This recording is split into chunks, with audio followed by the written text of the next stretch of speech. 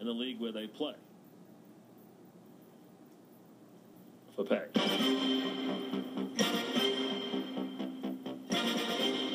All right, last week, how'd we do? Let's see. We picked the Colts. We picked the Eagles. That's a loss. Picked the Niners, which I guess is a push. And we picked the Chargers. So, all right. So far, so good. Here we go. 4 games, and away we go. Game number 1. Seahawks and the Saints in Seattle. A rematch of the Saints' romping win, which is what usually happens when they play at home.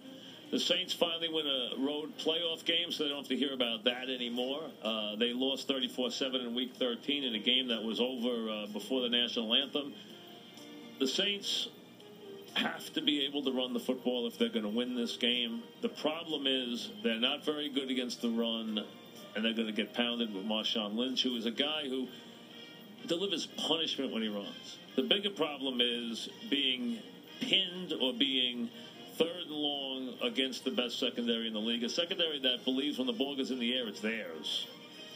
The Saints lead the league in turnovers. They lead the league in scoring average. Teams score 14-4 against them. They have 44 sacks and 39 turnovers. Key stats, key defensive stats. They make the most big defensive plays in the sport. That's how they win. That's why they win. Sprinkle in Wilson, sprinkle in Marshawn Lynch. Now you got Harvin to deal with. And all you need Harvin to do is make one play. Because one play with Harvin is a touchdown. Whether it comes on an end around, whether it comes on a punt return, whether it comes on a little flip in the flat, doesn't matter. It can be a touchdown. You have to have a lot of regard for Drew Brees. You have to have a lot of regard for Sean Payton. Saints are a proven commodity, but I think they're in deep. The only question to me is the line. The line's 8. It's a lot. You can always get beat by Breeze on the back door here. There's no question. But more likely, you're looking at, 30-13, 30-17, something like that. Give me the Saints. Give me the Seahawks -8, game number 1. Game number 2, the Colts and the Pats. And a game that is worthy of prime time, a game that has everything you could want. You have the older, great quarterback who has been nothing but brilliant in his career, who has been sensational this year, versus the young, great quarterback who has, just come off one of the historic comebacks in history, and now they meet. The Pats are the better team, but their defense worries me. Interestingly, if the Colts are even a little bit healthy in the secondary, there was a time this year where they actually, when they won big games, where they actually played pretty physically in the secondary. If they can return to that form in this game, they will be very tough. Pats this year, the one thing they've done is they've done 2 things on defense. They've given up a ton of yardage. They've given up a ton of yardage at big times, but they have taken the ball away and they have sacked the quarterback. Sacks is a key in this game because the Colts have a lot of trouble getting to luck. If you're the Colts, you want to make this game be one where you're in it or just down a field goal in the 4th quarter. If you can do that, your quarterback can get the job done. Either one of these quarterbacks can drive the team from behind in the 4th quarter and win, no question. But one's a 7-point favorite. I'm going to take the Colts and the points. I think it's going to be a close game. I think it'll be a field goal game. It might be last person with the ball wins, but I'll take the Colts +7. Game 1 on Sunday is probably going to be the tightest game in terms of the way they play it, and that is the Panthers and the 49ers. But the 49ers, to me, have a little propensity now to be far more explosive than they've been recently because of Crabtree being added with Anquan Bolden, and now the idea of the 49ers allowing their quarterback to stretch his legs in the playoffs. Not only stretch his arms, stretch his legs. And now when you take his running ability and add Crabtree to Anquan Bolden and a tight end who can break it for touchdowns and Gore, you have yourselves a very good offense. I think the Niners are coming into this game at the right time. I think they're hitting their stride at the right time.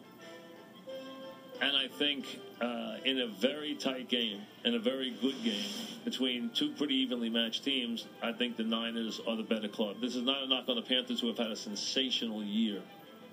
Okay? The Niners know how to win these games. They're comfortable in these games. They've become playoff fixtures. You can make a case that 2 years ago when the Giants won, they were the better team. You can make a case that last year when the Ravens won, that they were the better team. They've lost in the playoffs in the championship game. They've lost in the playoffs in the Super Bowl. Now they try to go back again. Well, to get back to a championship game, they have to find a way to win this game on the road. They're favored by 1 point. I don't think you're going to have points aplenty here. I like the Niners, 20-13, 20-16, something like that. Close game. Give me the Niners -1. And then the Broncos and the Chargers. This is the game I've gone back and forth on all week. First thought I had all week was that the Chargers were going to be an absolute steal with the 9.5 points. Coming off a good game, they've already won there. The problems Niners have on the problem the Broncos have on defense. Manning first round, everything. All week, everybody has picked the Chargers. But I have to think, you know what?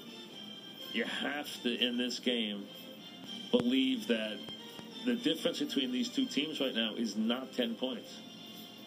I think Manning will find a way to win. And I think if they could get a couple of early turnovers, they could break this thing open.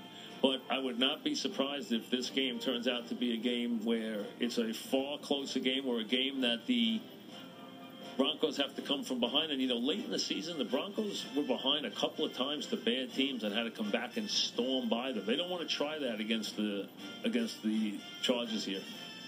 Chargers' ability to run the ball is the essence of this game. If you hear that, if we get to Sunday and they tell me Ryan Matthews isn't playing, then I might change my pick in this game. That's how important I think he is to the game. I can live without the center because the backup center played pretty well last week. If they tell me Matthews is out, I don't think they're going to be able to run their game the way they want here. If Matthews plays, I think the game will be close. If he doesn't, I wouldn't be surprised if the game got away from the Chargers. But I think right now we're going to go with the premise that he's playing. Go with the premise that right now the Broncos are a little off their game defensively, and that the Chargers can run the ball, make this a close game, and turn it into a game where, again, it could be last quarterback standing. Last one with the ball wins. I think Denver will win. I don't think they will cover the 9.5. So the picks: Saints -8, Colts +7, Niners -1, Chargers +9.5.